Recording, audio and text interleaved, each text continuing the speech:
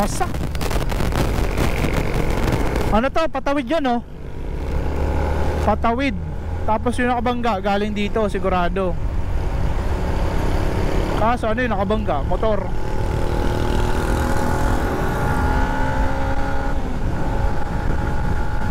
Bibira si kuya. Nahabol tayo ng ulan mga tol. Nasa likuran natin yung ulan. And for today's video mga tol ay papunta kami ni Jeff ngayon ng Ligaw. Eto, dito na tayo mag-i-intro. Ay shit, langanin.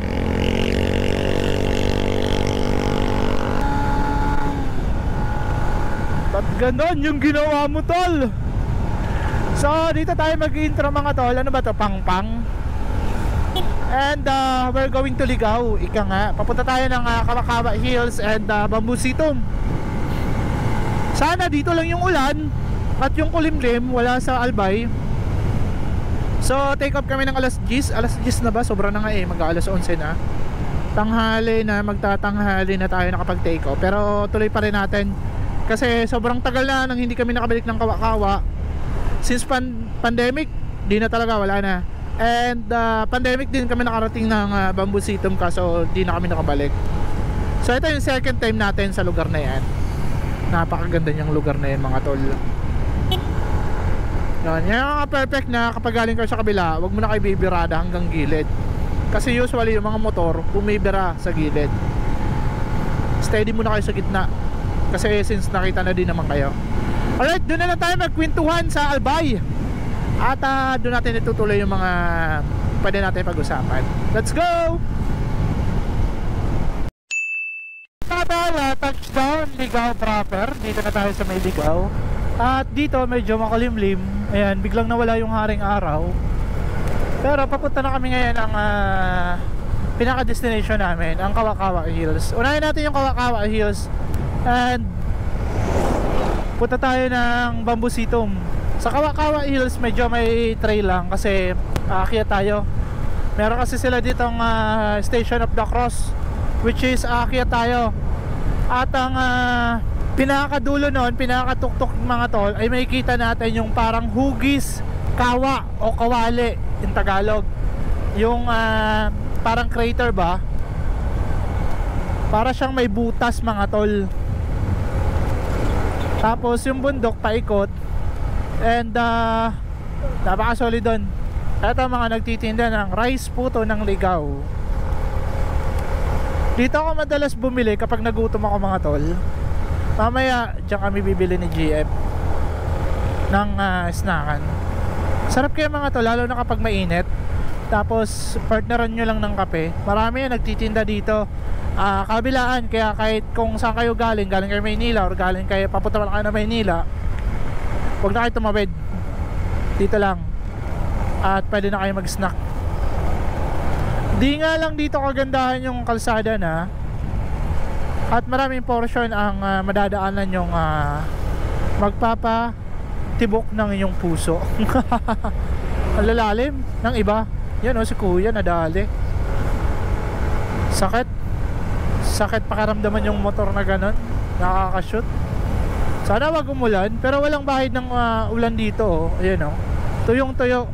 Parang ngayon lang kumulimlim. Lahat sila naka-hazard oh. 1, 2, 3, 4, 5, 6, 7, 8 walong naka-hazard. Hindi ko alam kung anong trip nila sa buhay, o baka magkakasama-sama lang sila. So wala tayong alam dun. Alright, sana miss ko yung pagra-rides dito sa Ligaw proper. Dito tayo. Grabe yung mga lubak-lubak mga tol. Ayan pa oh. So kaya chill ride lang kayo dito. Pero kapag ganito, nakatikim na kayo ng ganito, solid na yan. Yan lang yung mga problema. Dito makakatikim naman kayo dito ng mga panindang buko. Ayan oh, fresh buko mga tol, napakasarap nyan. And malapit na kami papasok doon sa Kawakawa Hills. Although nakapunta na ako dito, pero ang pinuntahan kasi natin yung simbahan na maraming footprint. Doon mismo sa pinakababa, nandun yung paakyat papuntang Kawakawa Hills. So ipapakita ko sa inyo ang ganda ng lugar na yan.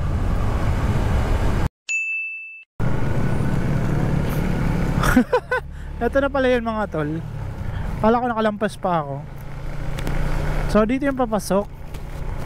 Wala kasi siyang signage mga tol, pero nag-google naman to. Google map nyo na lang. Ito na yung papasok papuntang Kawakawa Hills. Sana bukas. At mukhang hindi naman ganun karami yung tao. Kasi parang mas marami yung tao ngayon sa mga resort. Sabado vibes. Di na kami pupunta ng sentro. Sa sunod na lang pagpunta ako ng Kamalig, explore ko pa yung sentro ng Ligaw. Yan ang ganda nitong 3 tunnel nila Wow, amazing. Video Kamal? Sige, magbibideo daw si GF. Sabi ko balik kami kasi mas maganda yung entrada doon Ito yung City Organic Agriculture Learning Site. Galing naman. Kaya pala napipreserve nila yung mga ganitong klase ng punong kahoy. So dito maganda magsimula. Tapos airdrop mo na lang sa akin. Habang nagbibideo si GF mga tol, kasi dandahan lang naman tayo, magkikwentuhan tayo. Yan na yung Kawakawa Hills yung mga bundok na yan, paikot kasi yan. Tapos sa baba, para siyang may hukay. Pakasarap dito mga tol tumambay Tapos magkape-kape ka dyan. Napaka-presko.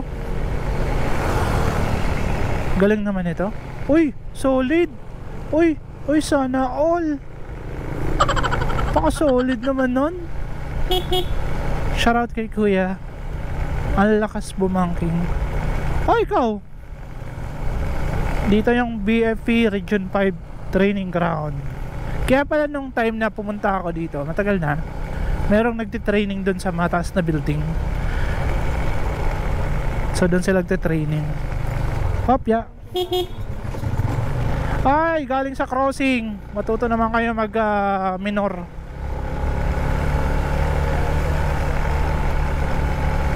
Nakakasanayan nyo na yun Mga galing kayo sa looban tapos gusto nyo labas agad. Pambihira naman kayo. Dito may mga tourist inn din. Kung gusto nyo dito mag-overnight sa Ligaw. Dami niya Dito na tayo. Welcome. So ito yung papuntang Bamboo Sitom. Tapos nandito naman sa kabila yung papuntang Kawakawa Hills. Syempre unahin natin yung Kawakawa Hills kasi sobrang tagal na. Ayan ito yung simbahan na maraming footprint.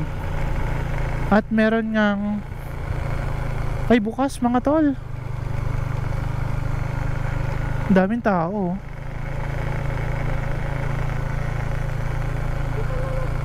doon tayo magpapark.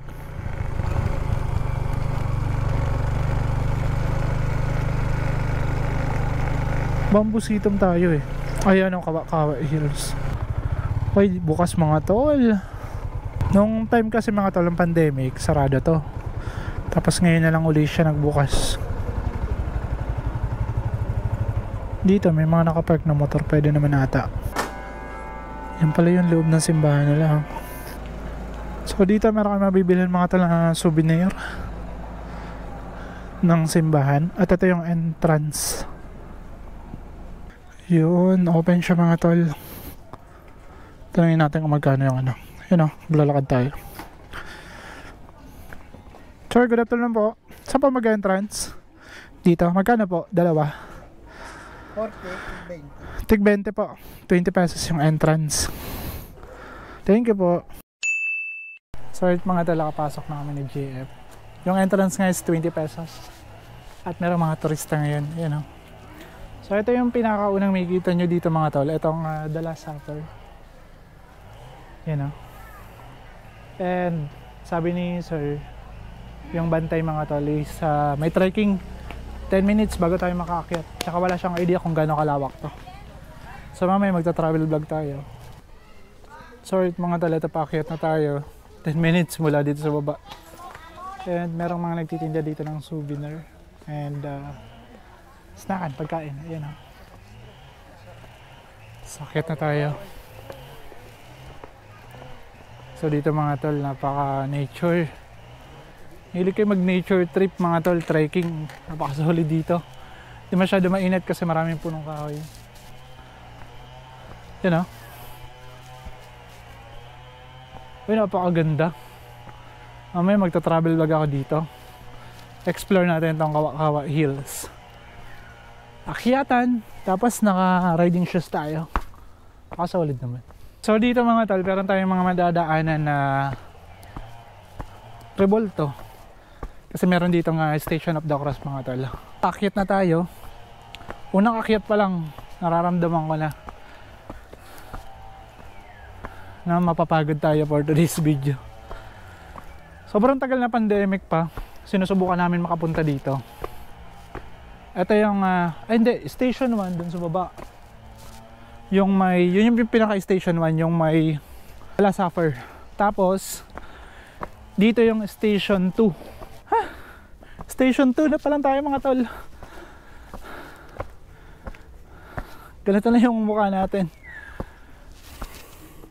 Hindi kayo mapapagod sa init kasi malamig yung lugar and wala masyadong init. Problema lang, akyatan. Ganyan no? Ha? Kaya pa, tara. Kayang-kaya pa. Si Jeff pa yan no? Solid. Pwede ba iakyat motor dito sa sunod? Parang kaya naman. DT kaya mga tol. Kasi wala naman siyang hagdan. Meron lang siyang mga ganito. Ayan o. Parang kung sa pader halige. Para hindi siya bumagsak. Or magkabitak-bitak. Ang kagandahan lang mga tol, ang dami nilang tinatanim ngayon na punong kahoy. Nung huling punta namin dito, hindi to ganito kaganda na maraming punong kahoy. Tsaka parang dinaanan pa siya ng bagyo. Pero ngayon grabe, napaka-solid na. Dito meron lang sila binawas na punong kahoy. Pero ewan kung bakit. Ha! Grabe! Nakakailang station pa lang tayo. Station 2 pa lang tayo mga tol. Sorry mga tol. After 2 days in 1 hour. Station number 3. Station number 3 pa lang tayo. Akyat pa. Akyatan uli. Lakad lang talaga mga tol. Pero kagandahan is meron siyang mga pahingahan. Ganyan no. Meron siyang punong kahoy tas nilagyan ng parang cottage ba. Kaya pa. Kalapit lang yung dalawa. Station number 3 tsaka station number 4. CGF first time dito makapunta. So advice ko kapag pupunta kayo dito, meron kang nakita mga tol oh. Ayun o. Ano kaya tawag niyan sa inyo? Station number 4. Magkalapit lang.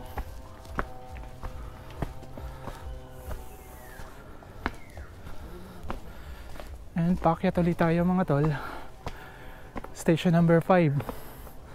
Grabe, dapat di pala ako di pala dapat ako nag riding shoes. Sana pwede lang pasok yung motor. So hindi pwede pasok yung motor mga tol kasi masyado siyang delikado. So di mo expect na ganito yung lakaran. Grabe ba?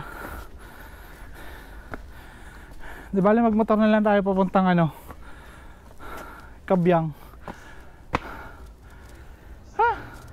Station number 5, malapit na tayo. Pahinga lang, konti lang pahinga. Mga 3 bundok pa. Malapit na tayo. Station number 5. Ito station number 5.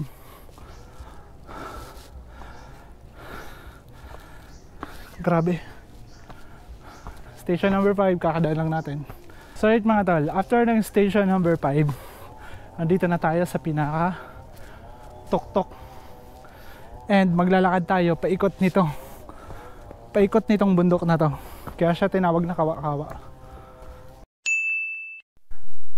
So right mga tol, station number 7. At ito yung rason kung bakit siya tinawag na Kawa-Kawa Hills. Kasi kung makikita nyo, itong portion na to is paikot na siya. Ito yung dinadaanan natin, tapos akit naman tayo doon. Papunta doon mga tol.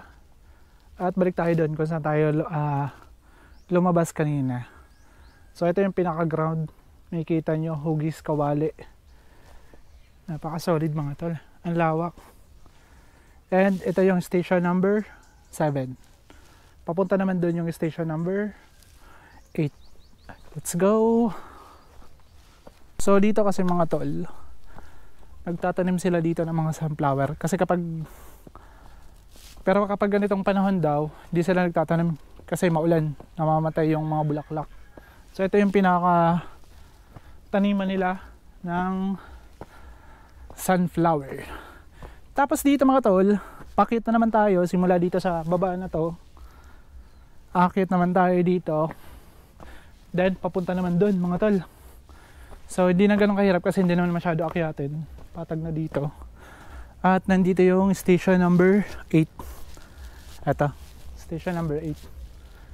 Tsaka dito, merong daan mga tol. Hindi ko alam kung saan na to papunta. Since nakalimutan ko na. Ito yung pangalawang beses nakapunta ako. Pero di pa tayo na nagbablog. Matagal pa before pandemic. So dito mga tol, matatanan nyo yung ganda ng tanawin ng Ligaw. Ayan ah. Then papunta naman tayo dun, station number 9. Let's go. So right mga tol, habang papunta tayo ng station number 9, dito mapapansin nyo yung napakaraming tanim ng halaman. Ayan ah. Kaya napaka-presko. Sarap tumambay. So dito, station number 9. Ito yan. Station number 9.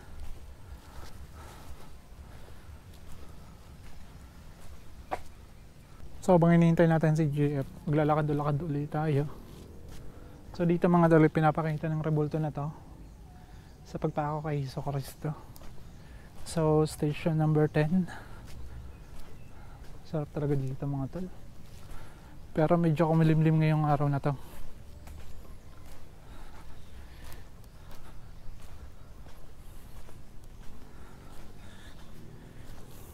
So dito sa aking right side mga tol is makikita na yung magandang tanawin ng Ligaw. So di lang natin makakatanaw kasi ang daming mga punong kahoy. Ayun o.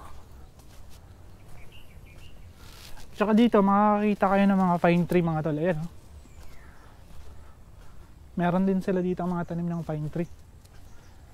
Sa klema, katamtaman lang. Pero pag nag-ikot-ikot kasi kayo, natural na papawisan kayo dito. Pag nag-trekking na kayo dito, tuloy-tuloy yung pawis nyo. Tsaka dito merong pahingahan mga tol. Ang daming pahingahan. So dito na tayo mga tol sa may station number 10. Ito. Station number 10. Ito yung pinagmamalaking pasyalan ng Ligaw. Ang Kawa-Kawa Hills. Ayun o.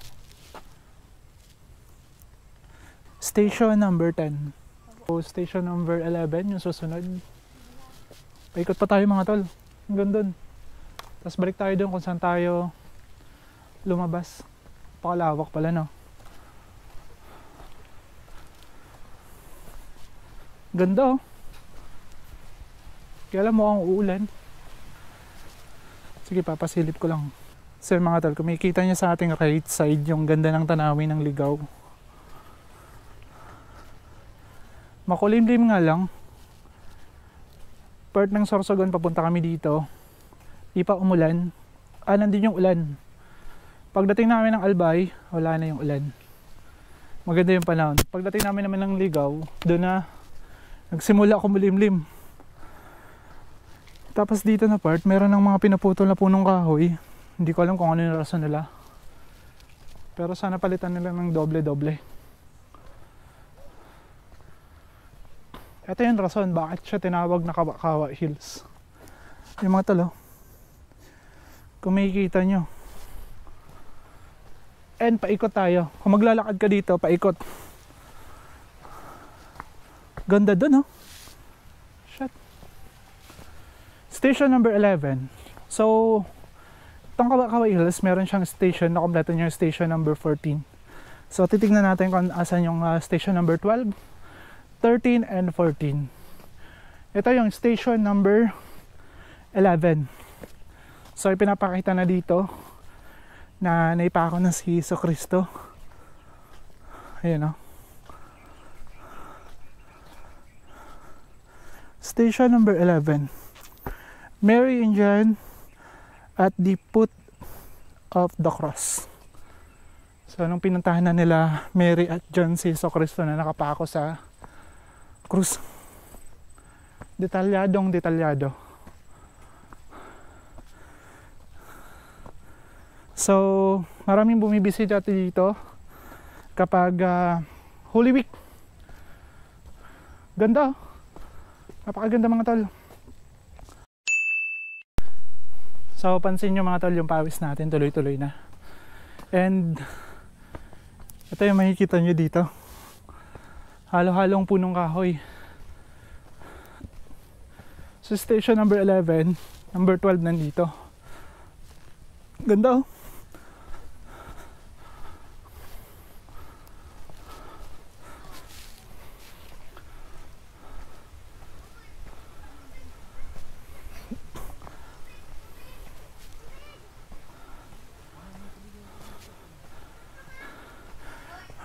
Pagod na ako. Dapat dito kapag pupunta kayo, may baon kayong, kung saan kayo komportable, tsinelas o rubber shoes. Wag lang riding shoes. Ganda ng view dun, no? So, station number 12, daanan natin. Ay, grabe. Nakakapagod mga tol. Pero bibihira lang natin ito gawin. So, nandito mga tol yung station number 12.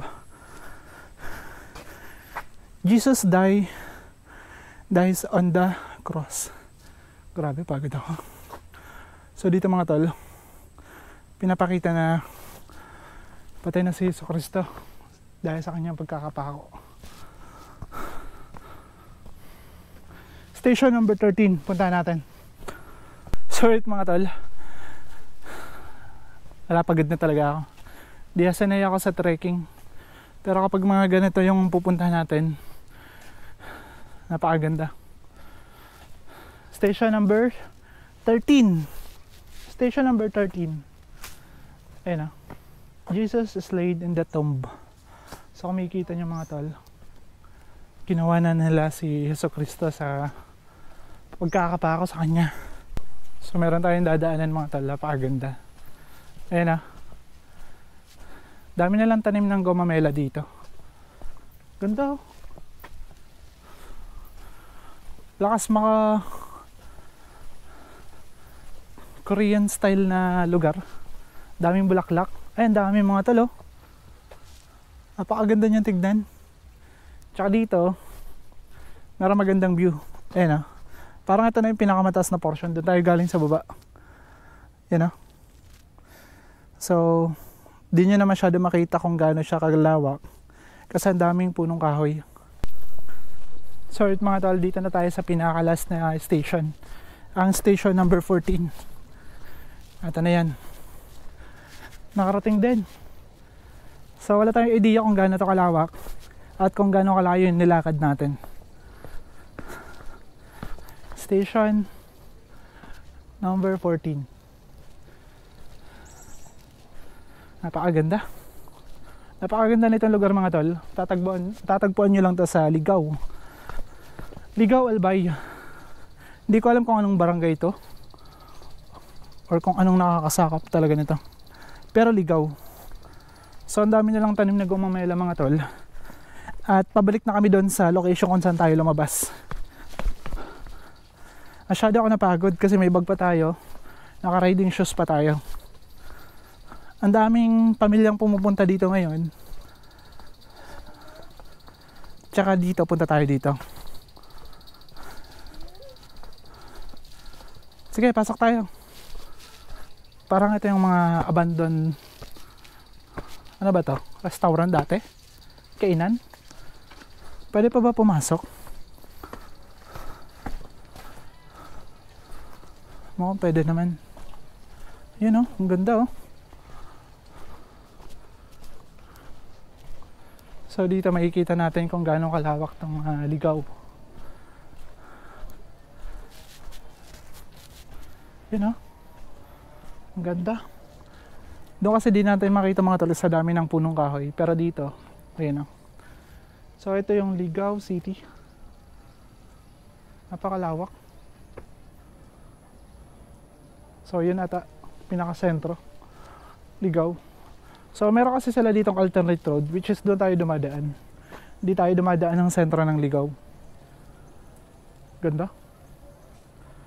Tsaka napakalawak nila. Ito yung Mount Masaraga. So nandyan din yung mga pasyalan na kung kilala nyo, Habit Hill.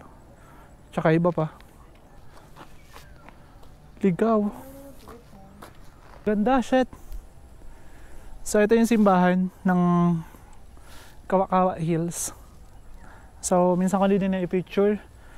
Gawa ng kanyang maraming footprint bago kayo makapasok ng simbahan.